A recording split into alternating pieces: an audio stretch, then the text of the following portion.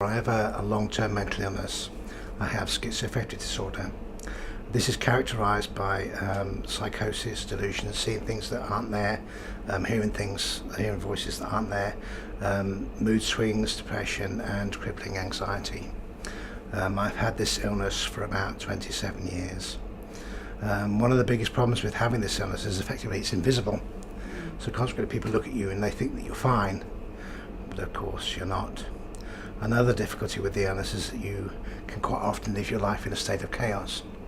This has been made worse for me because I was the sensitive son of an alcoholic father, and I didn't have the sort of stable upbringing that would have helped me to deal with my present illness.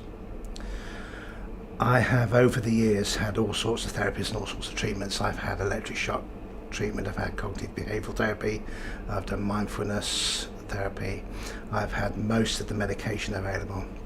I have been in hospital dozens of times, usually 2 or 3 times a year, usually because I've either risked to myself or because my family have needed respite from my difficult behaviour. Over the years I've been given a lot of help by practitioners, by staff who have wanted to see me get well. But unfortunately, one of the things that I fail to understand is that when you receive training in how to look after yourself, how to do a particular therapy, you actually have to put it into practice. It took me a long time to realise that, and about 6 years ago, a social worker made an off-the-cuff remark, which I've since come to believe he probably did deliberately. He told me I needed to reinvent myself as a single man. Now, I looked on that remark and changed it slightly, and I decided to reinvent myself as a well man. I decided to look at my situation, look at the way I was living my life, and to do it differently. And over a period of about 3 years, I really put some time and effort into keeping myself well.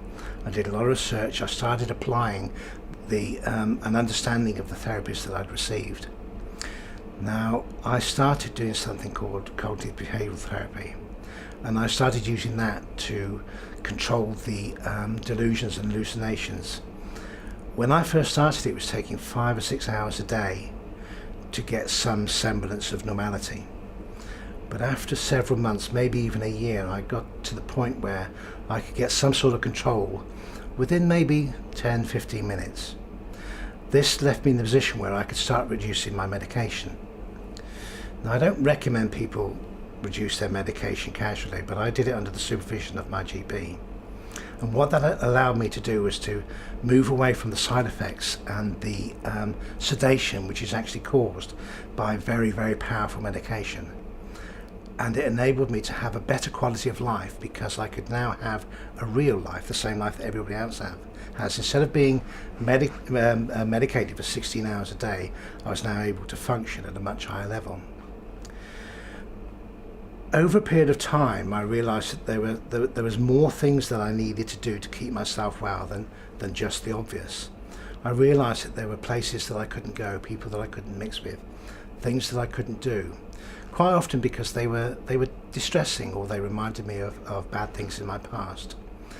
So I developed a thing called the Wellbeing Toolkit. Basically, the Wellbeing Toolkit is a self-management program. It's not a therapy as such, but it is a structure in which you can hang everything that happens to you in your life.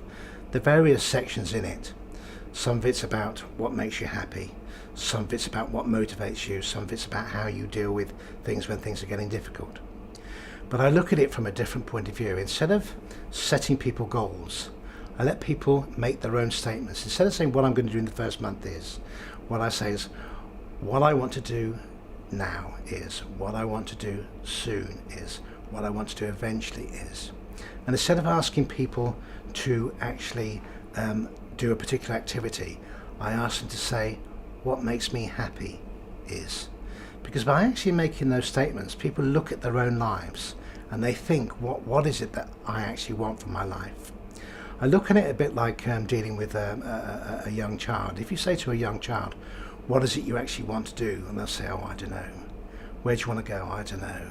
Well, what do you want to do this afternoon? I don't know. And they quite often don't. But if you say to them, what makes you happy?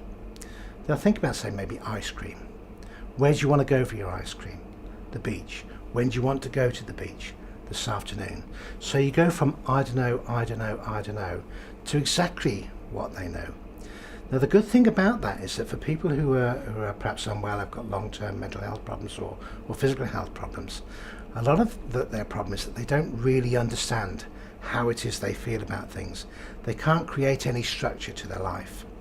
By looking at things in that particular way, what you can do is you can say to yourself, this is what makes me happy, this is what I want, this is where I want to go, and if things go wrong, this is how I'm going to deal with it.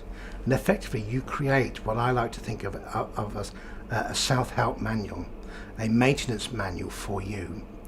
In this country there's a huge self-help book market, but if you read one of those books, a very small amount of that book is actually applicable to the person.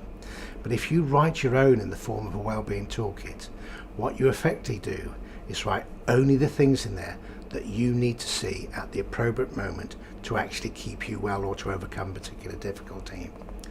To actually learn to do it is quite quick. It takes about a day, but to actually write one can take several months, because it's one of those things you write over a period of time. On the days when you feel happy, you write in it why you feel happy and what's happened that day to make you feel happy. And on the days when you feel sad or low, you do the same thing.